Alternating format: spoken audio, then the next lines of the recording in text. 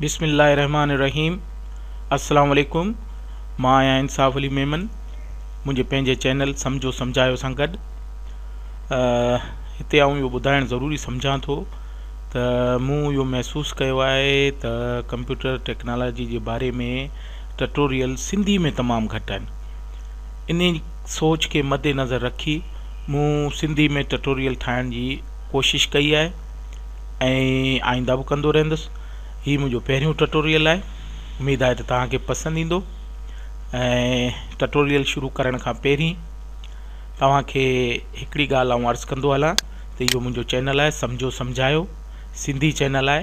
इन खे तव्हां लाइक कयो, सब्सक्राइब कयो ऐं शेयर बि कयो। इन सां मुंहिंजी हौसला अफ़ज़ाई थींदी ऐं आउं सुठा सुठा ट्यूटोरियल सिंधी में ठाहे तव्हांजी ख़िदमत में पेश कंदो रहंदुसि। हाणे अॼोको मुंहिंजो लेक्चर जो जेको टॉपिक आहे त असां ईमेल अकाउंट या ईअं खणी चऊं त ईमेल एड्रेस कीअं ठाहियूं। सभिनी खां पहिरीं इहा ॻाल्हि सम्झण जी ज़रूरत आहे त ईमेल अकाउंट आहे छा। जंहिंजी बि कंप्यूटर सां थोरी घणी वाबस्तगी आहे उनखे इहा ख़बर आहे त ईमेल अकाउंट हिन वक़्त जी तमामु अहम ज़रूरत आहे। छा लाइ त ईमेल या ईअं खणी तव्हां सम्झो त जीअं पाण वटि कुझु अर्सो पहिरीं पोस्टल एड्रेस हूंदी हुई, ईअं ई असां वटि कंप्यूटर में पंहिंजी ईमेल एड्रेस हूंदी आहे जंहिं ते मुख़्तलिफ़ ईमेल्स ईंदियूं आहिनि। जीअं ख़तो किताबत चइजे ईअं थींदी आहे। ऐं उन खां अलावा ईमेल एड्रेस जी ईअं बि ज़रूरत आहे त कंप्यूटर में जेकॾहिं को बि तव्हां कमु कंदो उन जे लाइ तव्हांखे ईमेल एड्रेस जी ज़रूरत पवंदी। हाणे ईमेल एड्रेस तमामु घणनि उन्हनि में ठहे थी। याहू में बि ठहे थी, जीमेल में बि ठहे थी ऐं ॿियनि बि घणनि साइटनि ते ठहे थी। पर तमामु ज़रूरी ऐं समझ जे हिसाब सां आउं तव्हांखे रिक्वेस्ट कंदुसि त जीमेल में पंहिंजी ईमेल एड्रेस ज़रूरु ठाहियो। छाकाणि त गूगल जे हर प्रोडक्ट में तव्हांखे जीमेल एड्रेस जी ज़रूरत पवंदी। ब्लॉगर ठाहिण जे लाइ बि जीमेल जी एड्रेस जी ज़रूरत पवंदी। प्लस तव्हां जेकॾहिं यूट्यूब में चैनल ठाहिणु चाहियो था त उते बि तव्हांखे जीमेल जी ज़रूरत पवंदी। त अॼु आउं तव्हांखे जीमेल में पंहिंजी ईमेल एड्रेस ठाहिणु सेखारींदुसि। त अचो शुरूआत कयूं था। सभिनी खां पहिरीं असां जीअं ॾिसो पिया तव्हां त मूं पंहिंजो ब्राउज़र खोलियो आहे। हिते असां टाइप कंदासीं gmail.com।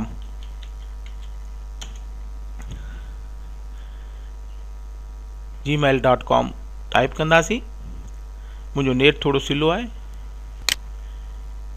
जीमेल लिखी सर्च करायो गूगल मां।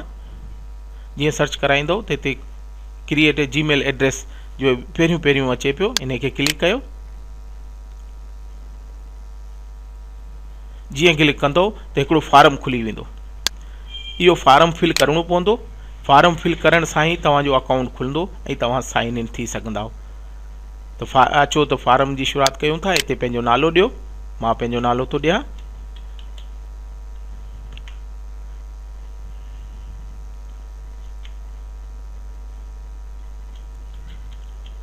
नालो ॾियो। हाणे हिते तव्हां खां यूज़र नेम घुरे पियो। तव्हां यूज़र नेम ॾियो।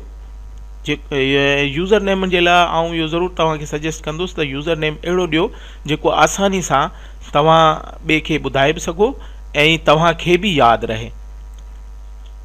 मां हिते पंहिंजे नाले सां यूज़र नेम ॾींदुसि।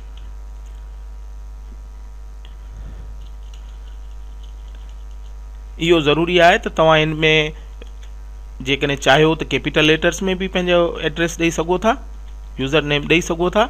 जे न त पोइ तव्हां नंढनि अखरनि में बि पंहिंजे यूज़र में ॾेई सघो था। हाणे हिते मूंखे को नोटिफिकेशन कोन आयो, इन जो मतिलबु ही ख़ाली आहे। जीमेल में मुंहिंजो अकाउंट ठही सघे थो। हाणे पासवर्ड जे लाइ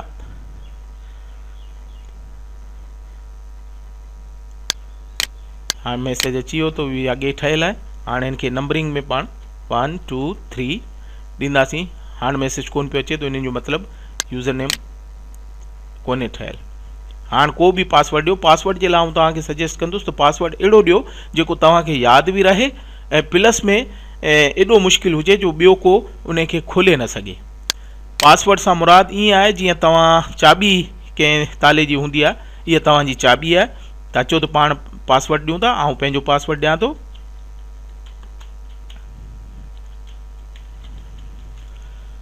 पासवर्ड ॾिनो, ॿियो को पासवर्ड ॾियो ऐं उहो ई पासवर्ड कंफर्म कयो। कंफर्म सां मुराद त जेको तव्हां मथे ॾिनो आहे उहो साॻियो हिते ॾियणो पवंदो। इहो ॾेई पोइ पंहिंजी बर्थ डेट ऐं मंथ मां पंहिंजी थो ॾियां, तव्हांजी यकीनन जेका हुजे उहा तव्हांखे ॾियणी पवंदी। हिते डे लिखणो पवंदो जेका तव्हांजी तारीख़ पैदाइश आहे, ऐं हिते तव्हांजो साल। जेंडर में तव्हांखे ॿुधाइणो पवंदो त तव्हां मेल आहियो या सॉरी, मुंहिंजे साल में ग़लती जे करे हुन मूंखे मैसेज पे ॾिनो, हाणे सही आहे। जेंडर में ईंदासीं, हिते शो कंदासीं त मेल आहे या फीमेल, ऐं मेल आहे त उन करे मेल ई लिखंदुसि। हिते तव्हांखे पंहिंजो नंबर ॾियणो पवंदो। नंबर ॾियण जे लाइ इहो ॿुधाईंदो हलां त हिते तव्हांखे 0 लिखण जी ज़रूरत न आहे, छाकाणि त असांजो कंट्री कोड अॻे ई हुते मौजूदु आहे। हाणे पंहिंजो नंबर ॾियो,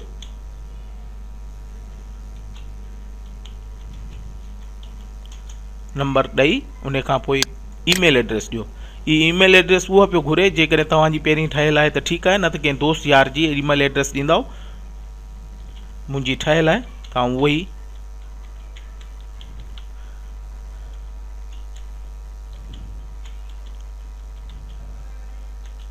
ईमेल एड्रेस ॾियो।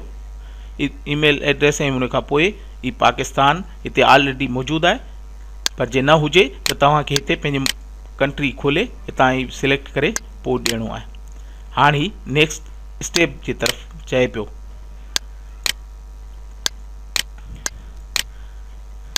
आउं कैंसिल कंदुसि छो त मुंहिंजी अॻे ई आई डी ठहियलु आहे, इन करे आउं दुबारा कोन ठाहींदुसि, पर ईअं ई करण सां तव्हांजी आई डी ठही वेंदी ऐं उन खां पोइ तव्हां जीमेल में एंटर थी सघो था। गूगल जे कंहिं प्रोडक्ट खे डाउनलोड करे सघो था, गूगल में साइन इन थी सघो था, यूट्यूब में पंहिंजो चैनल ठाहे सघो था। इहो हो मुंहिंजो अॼोको लेक्चर। ऐं लेक्चर ख़तमु करण खां पहिरीं हिकु भेरो ॿीहर आउं तव्हांखे रिक्वेस्ट कंदुसि त मुंहिंजे चैनल सम्झो सम्झायो खे ज़रूरु सब्सक्राइब कयो, लाइक कयो, ऐं मुंहिंजे इन सां मुंहिंजी हौसला अफ़ज़ाई थींदी। ऐं इंशाअल्लाह हाणे नेक्स्ट लेक्चर में वरी आउं तव्हां सां हाज़िर थींदुसि। इन सां गॾु मूंखे इजाज़त ॾियो। अल्लाह हाफ़िज़।